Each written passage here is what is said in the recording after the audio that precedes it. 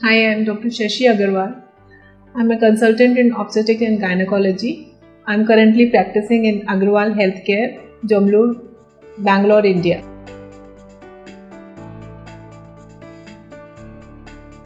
When fetal heart cannot be seen on scan at 7 weeks of pregnancy, a case of wrong dates must first be ruled out. A mean sac diameter of about more than 25 mm and a gestational sac diameter of about 8 mm is required to see the heartbeat on scan, and that confirms the pregnancy to be viable. This is on transabdominal scan.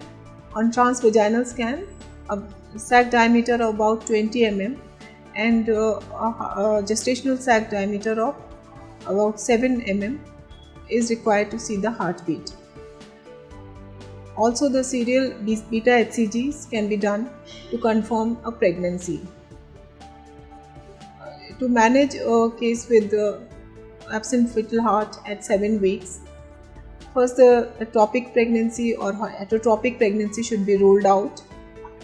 Patient's general condition should be assessed, whether she is stable or bleeding and unstable general condition.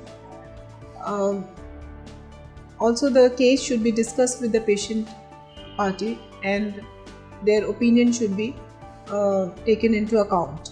Expectant management is or medical management is acceptable to most patients. Expectant management, that is only follow up with scan and beta HCG, is usually acceptable to the patients, but the success rate is variable.